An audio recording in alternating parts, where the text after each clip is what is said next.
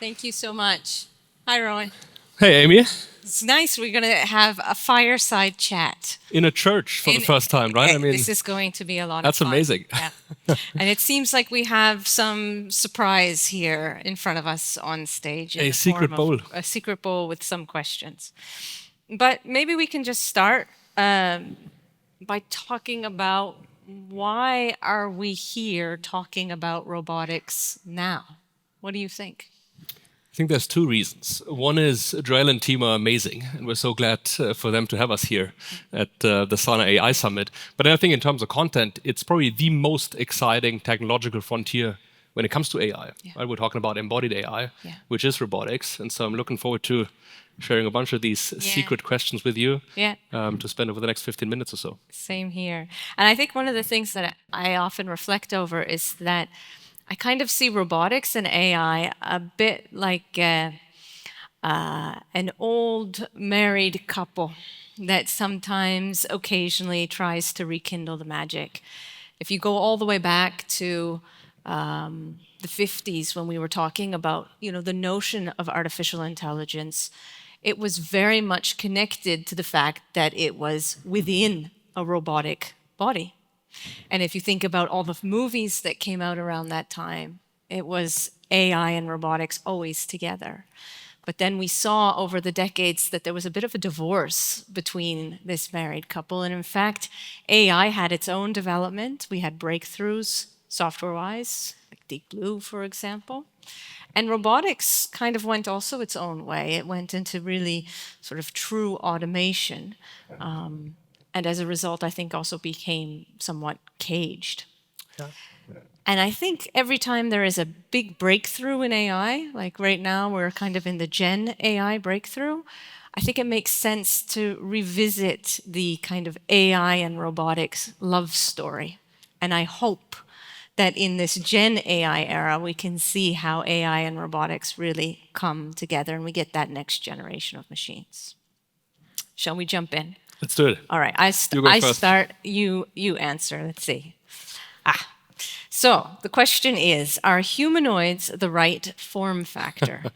What are the use cases that could start working in the next decade that would have the biggest impact? Yeah. So we think at RobCo, based in Munich and SF, and we're not building humanoids, so I'll start with that, that there has to be a right form factor for a given use case, right? So the application, the usage, the environment determines the appropriate form factor. And so the joke we've heard, I think a couple of you have heard in the past, is will humanoids drive us around in cars, or will the car be autonomous, right? And so I think that's a bit of an example there is there will be an autonomous machine on the manufacturing floor, within logistics, within homes, within the service industry, within hospitals, and so on. But that'll likely be fit for purpose within that industry, within that environment, within those constraints when it comes to safety, speed, and so on. And so for manufacturing specifically, we're looking at an industry that's very honest, right? It's about precision, it's about speed, about uptime, return on invest. And so for that segment, we think a static form factor, a robot arm that can act on these premises, speed, velocity, precision, and so on, is the right one. But of course, there's mobile use cases, there's a variety of different cases. And so our perspective is we'll likely see humanoids in different settings, such as the service industry, quicker than within manufacturing or other industries. Yeah. Yeah, and I think for certain settings, yes, they could be a good form factor, and you get that generalization. But I do sometimes also think that we can easily become too inspired by biological examples. Yeah. Quite recently, I got the question, can we build a robot that can sort our socks? It was a nice question. And I said, well, one way to see that is you could get a very advanced humanoid robot that really picks up the socks and sorts them out like we would. Yeah. Another way is you just get a very advanced drawer that also has some automated functions. So you can look at automation and you can look at robotics also in terms of its embodiment. I think it's your turn. I was actually instructed to throw this at you, but I don't feel comfortable doing it. I'll just throw it off the stage. Oh, Amy, that's a big one. So what is one idea you believe that most of your peers don't? Perhaps, in the context of robotics and AI. So I'm not sure most of my peers, but one idea that I believe is that to really achieve true intelligence, I think you need a body. I believe that our bodies, the embodiment, and I mean, I look at all the bodies out here, they're so important for learning, and that our bodies enable us to have agency over our own learning. And they enable us to be situated, and they enable us to be experiential. We experience the world. There was something that was said in the beginning of wanting to speak to Aristotle. Yeah. And why do we want to speak to Aristotle? Because Aristotle had his own experiences that we did not have, that we would like to get access to, and that was driven by the fact that he was embodied. So the question that is often debated in my community is, can we achieve true intelligence without embodiment? And some people say yes, and I, for example, think no. So that's your AGI definition then as well? That it must be embodied? Yeah. Oh, that's another question for another time. AGI is a bit of a tricky one because we have to really define what we mean by the G. Fair enough. Yeah. Okay. Yeah. I'll throw this on as well. Okay. I don't. Yeah. We're instructed to also properly throw it down. So I have to step up and give it another go. All right. Can language models learn physical intuition? What does embodiment actually buy you in terms of intelligence? Interesting. I mean, you perhaps have a more spicy thought there than I do, based on your last answer. I think what's exciting for us in the context of, embodied AI, but then manufacturing, is the lack of data. So the big challenge is you just can't scrape the web. You can't scrape, X or Wikipedia, books, videos, and so on, as well when it comes to very specific, proprietary mission-critical data within manufacturing. Because again, many of those processes aren't open source, they aren't live, they're very proprietary, hidden, and so everything you kind of need to train a model, a performant model, be it on intuition or perception or reasoning or acting, is kind of hampered by that lack of data. So that's a big problem that we see, which, to cross that bridge to our actual physical deployments, we put a big emphasis on to have all systems collect relevant data and feed that back into a central layer to then work with, across a 24/7 operation. But what about you? Yeah, well, I think you can. Language models can give you the corpus of common sense about the world, and I think that's very cool, because if you have to discover everything from scratch, it takes quite some time. For example, the world around us, particularly the physical world, is very complex. I could take this piece of paper, I could rip it, but I could still use it as a piece of paper. I could take this bowl and I could smash it, and it no longer functions as a bowl. Now, how do I know that? Well, I've learned about the world, and I spent a long time, I won't say exactly how many years, but I spent a long time and am still learning about the world. And in fact, if you take a small child, like very small, only a few months old, they still have not learned about things like object permanence. That is to say, you don't see it, but it still exists. That's why when you play peekaboo with a baby, it's exciting, because you really do disappear. And all of that information we learn, and I think with language models, we can get quite a bit of that information for free. Were we, by the way, instructed to also throw the ball? I don't think so, right? No, only the we papers. Won't throw the ball. That's good. Yeah. That's good. All right, your turn. Okay, next one. Let me see. What is this one? Oh, that's an exciting one. Is there such a thing as scaling laws, Amy, in robotics? And what would a robotics transformer look like, to your mind? So this is a very good question. And when we're talking about scaling laws, then yes, I think there are aspects that definitely would apply to robotics. How exactly it would look, I'll bounce that question back to you. What do you think? How do you think this looks? I think you also are in a good position to answer this. So I think the big component here is what's the rate of diminishing returns with scale, right? And so I think we see a lot of data when it comes to large language models, and how much the rate of return actually diminishes with more scale. It's actually quite minimal, right? I think the improvements now are in the single-digit percentage rate, despite a doubling of capacity. And so I think for world models, for foundation models, for robotics, the journey is still quite a bit earlier, right? So you can't really look into historic data to have an assessment about scaling laws and diminishing returns. Our estimate is that it's perhaps even more pronounced within robotics or embodied AI, embodied models, because there's a massive increase in complexity from the get-go. We're talking about a three-dimensional space ultimately, right? With physical components, with sensitivity, tactility, and so on. But then as soon as there's a certain breakthrough when it comes to that, there's probably a strong diminishing return at some point. But that remains to be seen. I think, again, the data issue, right? You just can't really get there as of now because of the lack of general purpose data for these models. Good. Okay, so we keep going. Let's see. Is robotics more constrained by hardware or software right now?